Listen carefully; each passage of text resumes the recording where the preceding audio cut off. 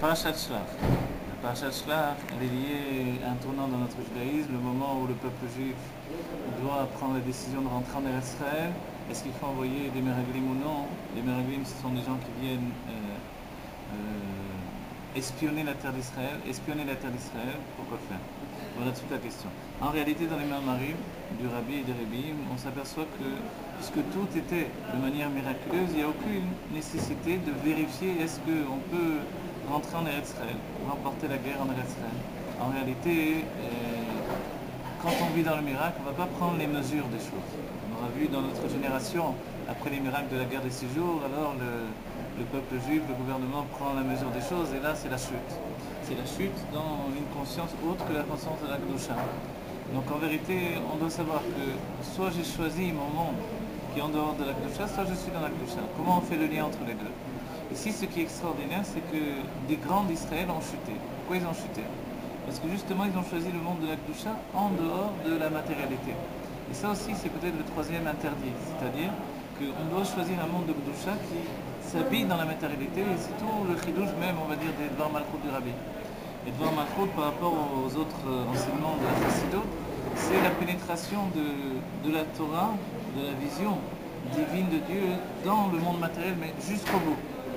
On dira un enseignement qui vient des Sichot du Rabbi, à savoir que le Mamar, lui, il vient directement de Pnimiotatik, de l'intériorité du Keter, de ce qui est le plaisir divin, ce qui surplombe l'enchaînement des mondes, et ça pénètre dans ce monde-ci. Quand le Rabbi de ce fait-là dit à Mamar, alors c'est vraiment l'intériorité du divin qui s'exprime dans ce monde. Par contre, les Sichot, ça pénètre dans les mondes et ça pénètre dans l'esprit du Rabbi qui le dit avec ses propres mots. On verra la Hanaga, le comportement du Rabbi lorsqu'il dit une Sicha ou un Mamar, c'est pas la même chose. D'un autre côté, le Dvar Malchut, lui, il est une fusion des deux. Le Dvar Malchut, on conçoit que c'est maintenant non pas seulement la parole du Rabbi, comme les Sichot, ce qui est déjà extraordinaire et merveilleux, évidemment, l'esprit du Rabbi c'est au-delà de la nature, mais c'est aussi cet esprit qui est au-delà de la nature, qui s'inclut dans le monde naturel jusqu'au bout. Et ça devient vraiment Dvar Malchut la parole du roi, c'est-à-dire les Horaot, les enseignements du roi, à savoir comment se comporter dans le monde d'aujourd'hui pour imposer au monde la royauté de Beth David, la royauté du Mashiach, comment vivre quand je veux faire que ma vie soit une vie de Géoula tout entière. Alors voilà, à partir de ça, évidemment, on remonte à l'idée même des Meraglim. Les Meraglim, ils se confrontent à la terre d'Israël, ils se confrontent à une terre qui, d'après leur terme, c'est Ochelet et Yoshvea, une terre qui mange ceux qui y habitent. C'est-à-dire quand on habite en Eretz Israël, on se fait manger, ça veut dire quoi? C'est-à-dire que la matérialité va manger la spiritualité. Je suis très élevé dans les mondes divins, mais quand je me confronte au monde matériel, je suis comme un ange qui est venu et qui a chuté pour une raison ou une autre. Alors, comment je fais? La vérité, avant la Chassidut, c'était difficile. Quand on étudie la Kabbalah, on sort du monde. Et après, se confronter au monde, c'est beaucoup de responsabilités, d'efforts et puis d'engagement en dehors même de la Torah qu'on étudie. La Chassidut, elle est déjà une Torah qui nous relie avec le monde matériel. C'est-à-dire, elle n'est pas juste avoir la tête dans les mondes divins, mais elle est vraiment d'être quelqu'un de mystique dans le quotidien. Ce mystique dans le quotidien, c'est ce que devaient être les Meraglim. Et c'est seulement un seul homme qui peut nous le donner, c'est Moshe Rabbeinu. Jusqu'à Itpashtuta de Moshe Rabbeinu Bechol Dama, le fait que Moshe se répand dans chaque génération, il y a toujours Moshe Rabbeinu qui nous donne la force d'être le plus mystique possible, le plus, on va dire, attaché au monde divin et pourtant investi dans le monde matériel. Ça, c'est le chemin que la Chassidut a donné à chacun d'entre nous, d'aller dans le chemin de Dieu dans ce monde matériel. Les Meraglim, face au monde matériel, alors ils ont dit c'est impossible. C'est impossible. Dieu a fixé des lois. Ces lois-là sont immuables. Il a fixé qu'il y a un monde qui s'appelle le monde naturel. Le monde naturel est enfermé dans un système clos. On ne peut pas sortir ce monde naturel du système clos. Ça ressemble à une marloquette dans le monde de la Kabbalah. Et on verra que c'est une marloquette qui aboutit à un état d'esprit différent entre le monde lituanien et le monde de la Chassidut. La marloquette sur le Tzimtzum, c'est-à-dire la contraction de Dieu pour la création du monde, la contraction plus précisément dans la vision de la Chassidut, le voilement. Est-ce que Dieu, pour donner un endroit qui va être l'endroit qui va contenir tous les mondes, est-ce qu'il va se retirer ou est-ce qu'il va donner un endroit où il s'est seulement voilé? Alors la Chassidut expliquera qu'il s'est voilé, mais dans le monde de la Kabbalah, par exemple d'après le Gaon de Vilna, on comprend bien qu'il dit que non, il s'est retiré. Et non seulement il s'est retiré, mais ce n'est pas la lumière qui s'est retirée, c'est le luminaire lui-même. C'est-à-dire que Dieu s'est retiré du monde et on se trouve dans un monde où Dieu n'est pas a priori. Le Chassidut, basé sur des tas d'enseignements, on verra le Zohar où il écrit L'Etata Pano Imine, il n'y a rien qui ne soit vide de lui. Alors forcément, s'il n'y a pas de domaine vide de Dieu, alors il ne s'est jamais retiré. Il ne peut pas donner, comme dira le Tanya, il ne peut pas donner à un élément spirituel une notion matérielle. On ne peut pas y changer. Alors, Dieu se trouve dans ce monde et finalement, le monde peut résider en Dieu. Ume Komo Shelolam, il est l'endroit du monde. Et ça, c'est la notion la plus importante pour comprendre le sujet des Meraglim. Quand ils ont pénétré Eretz Israël, alors ils ont vu la matière de Eretz Israël, alors qu'ils étaient déjà séparés du monde matériel quand toute la période ils étaient dans le Midbar, dans le désert. De revenir à un monde matériel où il faut travailler, où il faut s'engager dans la matière et ne pas avoir la conscience nette que finalement Dieu réside avec nous dans la matière, alors forcément ça paraît impossible. C'est-à-dire aller dans l'idée que le Tzimtzum, il est Kipchoto, tel quel. Dieu s'est retiré du monde, donc il gouverne le monde de l'extérieur. Alors c'est terrible, c'est une catastrophe. C'est comme ça que les Meraglim ont vu Eretz Israël. Nous, notre travail, c'est de faire le tikkun, aujourd'hui encore, dans notre génération.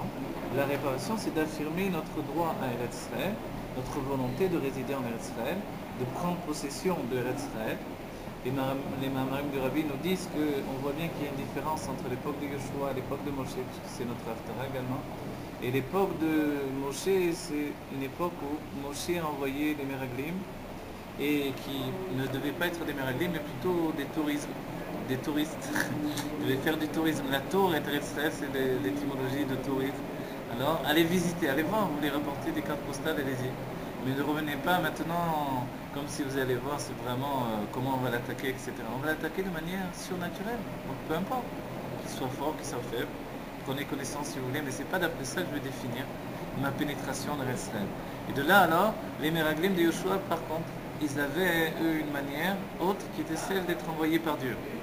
Il faut préciser, on a toujours l'impression quand on étudie un peu superficiellement la paracha, de croire qu'il y a la vie de Moshe et la vie de Dieu. En fait non, c'est le peuple juif qui a été voir Moshe et qui a demandé à Moshe de rentrer en Eretz Israël. Moshe a été voir Dieu, Dieu lui a dit moi je pense pas que c'est une bonne chose, mais toi si tu veux envoie le d'âtre, envoie selon ton niveau, ta conscience à toi. Et c'est comme ça que Moshe va les envoyer, selon sa conscience à lui. Sa conscience c'est que il n'y a pas de séparation entre le spirituel et le matériel. Le matériel, étant donné que Enom Milivado, il n'y a rien d'autre que Dieu, le matériel est juste une expression du spirituel et c'est une sensation qui nous permet de faire Dira Batartonim, parce que tout ce qui se trouve autour de nous, selon le Tanya qu'on étudie ces temps-ci, Sarah Yehud Daimona, on voit bien que le monde matériel n'est pas une finalité. En fait, Enom Milivado, il n'y a rien d'autre que Dieu et puis rien n'est important réellement. Donc, le monde matériel, ce n'est qu'une conscience. Cette conscience, il faut savoir qu'elle s'unifie avec Dieu, que jamais Dieu ne s'est séparé du monde.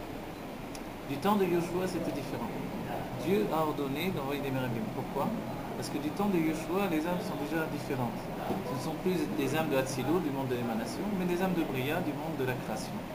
À partir de là, alors, il faut vraiment s'habiller dans les mondes. Le monde de l'émanation, il est en dehors de l'habillement de la matière, évidemment, même en dehors de la conscience de la matière, où précisément d'après le Rabbi Raya, ce qui s'appelle Efsharut HaMetziut, la possibilité de l'existence. Dans Hatzilut, on n'existe pas encore. Quand nous disons que notre âme est créée, c'est-à-dire qu'elle a pénétré dans le monde de la création. En dehors du monde de la création, elle est une émanation divine, donc elle est une part de Dieu totalement. Les Meraglim qui ressentaient qu'ils étaient une part de Dieu, alors ils ne pouvaient pas, on va dire, exiger d'eux-mêmes. C'était un manque de bitoul, un manque de soumission, mais ils ne pouvaient pas exiger d'eux-mêmes de pénétrer dans la création jusqu'à aboutir à un monde de la matière qui est réellement tel qu'on le connaît. Alors que du temps de Yoshua, étant donné qu'ils étaient des âmes de Bria, encore Yoshua évidemment et d'autres grands qui étaient encore des âmes de Hatzilut, mais ils devaient justement s'habiller dans la matière, depuis la conscience de l'existence vers l'existence, dans la mamashut, la matérialité de l'existence.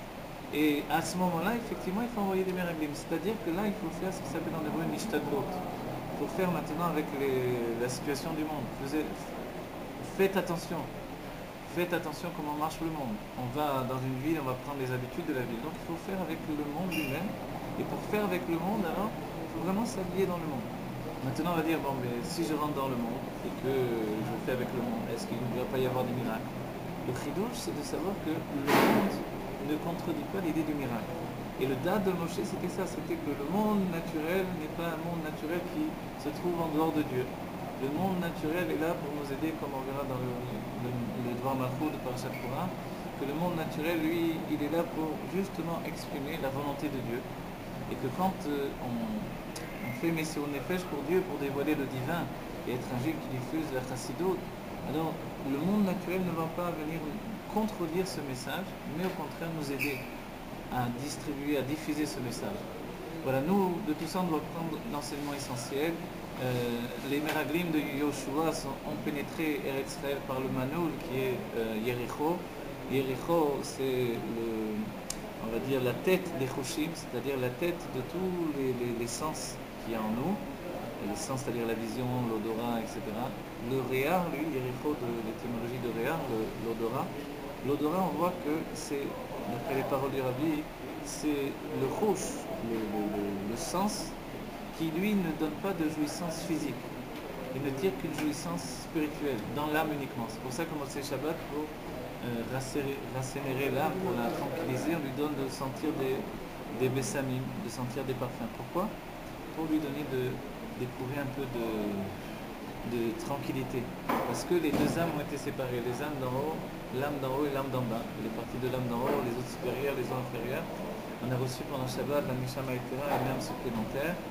Dans Motzi Shabbat, elle retourne à sa source. Alors pour la tranquilliser, cette âme, qui elle se trouve déchirée en deux à nouveau, alors on va lui donner de sentir une bonne odeur. De la même manière, quand on pénètre Eretz Israël, on doit pénétrer par les Choshim, c'est-à-dire on doit pénétrer par les sens qui dépassent la personnalité enfermée dans la matière. Et pour ça, alors il faut travailler sur ce que l'on peut travailler. Le Rabbi nous dit que le Avoda du temps de Yoshua correspondait au Avoda que l'on voit dans le Tanya. Travailler sur les Levushim, les vêtements d'expression de l'âme, la pensée, la parole et l'action. Pénétrer par Yericho, c'était faire le travail de prendre possession d'Eretz Israël, qui à l'époque s'appelait Eretz Kenaan, la terre de Kenaan. Et le Rabbi précise Kenaan, c'est lié à l'âme animale, c'est lié au Kinyan, le fait de faire du commerce avec le monde. Et cette terre d'Israël, elle s'appelle dans tout le Nard d'ailleurs Eretz Kenaan, non pas Eretz Israël. Donc c'est bien plus tard qu'elle prendra ce nom-là.